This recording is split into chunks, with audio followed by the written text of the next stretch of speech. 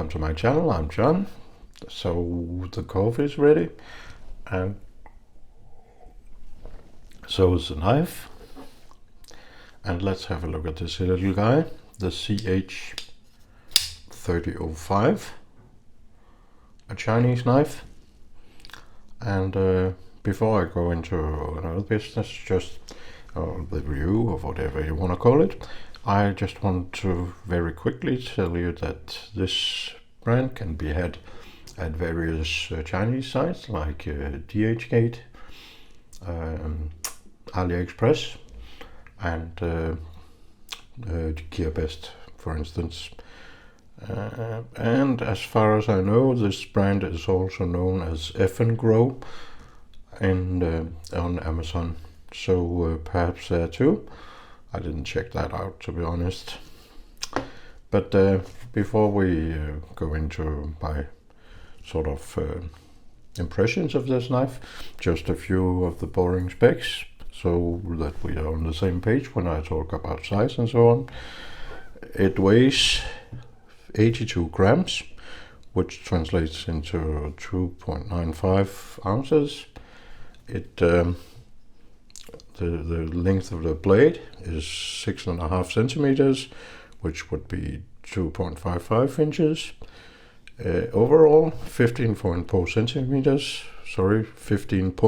centimeters, which would be 6.06 inches. So the measurement from here to there is 3.2 centimeters, which would be 1.25 inches. And the thickness of the handle, 1 centimeter. If you add the clip, 1.4 centimeter. Scale on the presentation side is carbon fiber. On the other side it is titanium, and in this case silver gray color, I guess you could call it. With that out of the way, let's have a look at the knife. Starting at the blade, we have a very distinct shape, I think. Reminds me of some Chinese sort of kung fu or karate movies. The knives, the blades they have there, a very, very large belly on a short blade. In this case, as I told you, 6.5 centimeters, 2.55 inches, and the logo, very prominent. I'm not that big a fan of that, but what I am a bigger fan of as a reviewer is that you can read the name of the knife or the number of the knife here. And CH is one of the companies that absolutely will not name their knives. Not that easy, but all their knives have numbers.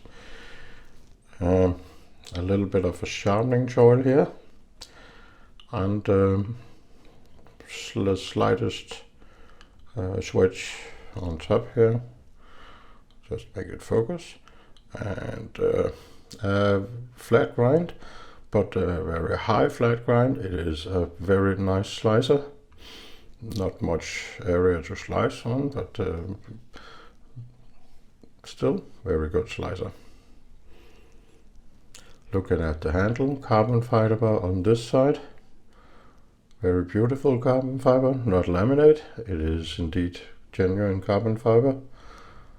And a lanyard hole at the end, and no room or holes for the pocket clip on this side, so this is unfortunately not ambidextrous. I'm sorry, lefties.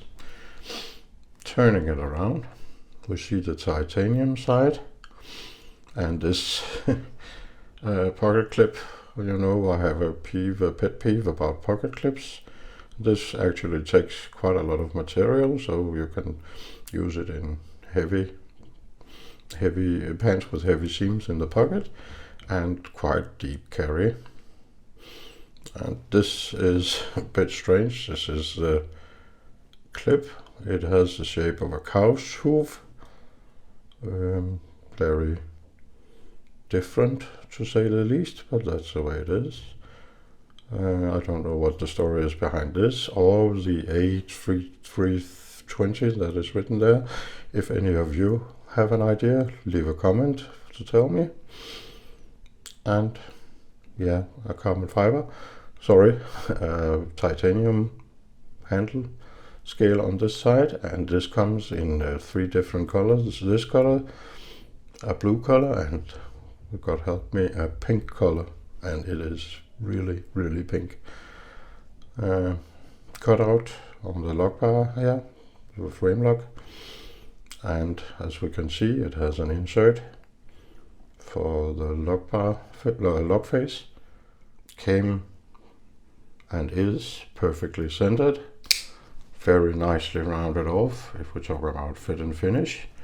And I told you it is a small knife, so in hand, and I have a size 9 hand, in hand I can just manage to lock up with 3.5 fingers. This swept back flipper here makes it possible to put my finger here and actually make a bit of a choke up that way, but it is a bit dangerous. If you get too close to the corner here, you might cut yourself, but you can do it, and then you actually have a very firm grip on it. Not very tactical, but you can reverse grip it if you would, and it has a nice shape for the draw cut as well. So not all a bad knife, and in fact I like this knife a lot.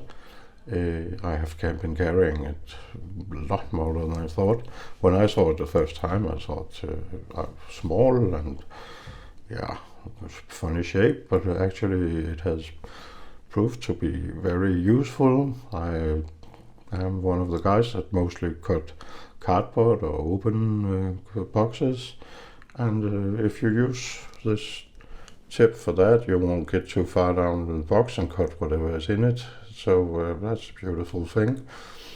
Came very sharp,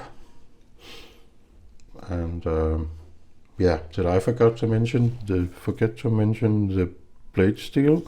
That is sort of a deal breaker for me, but still it's Ors 8, comparable to something like 440 steel, which in these days is not very good, but as we also know in these days, and for those of you who follow the knife community, the heat treatment of the steel is equally as important as the name of the steel.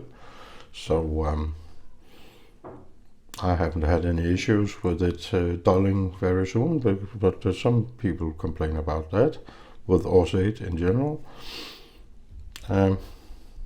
Last thing, the action, it's on ball bearings, and it is very, very nice action.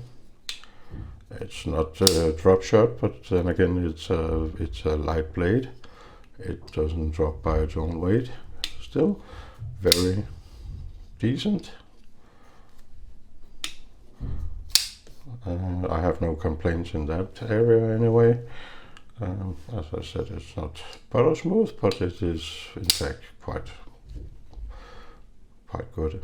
The pros that I have noted about this one, it has a lot of versatility. It can be used for a ton of tasks every day. If you go to work and don't work on a cement factory or whatever, it is a very decent little knife. The handle has a sort of a big footprint in your pocket, but on the other hand, it's a very thin handle, so you don't feel it very much in your pocket, which of course also is because of the size. It slices very well, as I told you, and it, in my country, it also has some importance that it doesn't look very threatening. If I should say anything about cons, it would be the price, which is around $57, $60. You can get the non-carbon fiber versions a little cheaper, and of course also 8 steel is not sort of the best at that price these days. Still, I can, if you want to pay the money, I can easily recommend this if you want a small, sturdy little knife for every task at hand. Not hard EDC, but middle to light EDC is definitely a thing for this knife.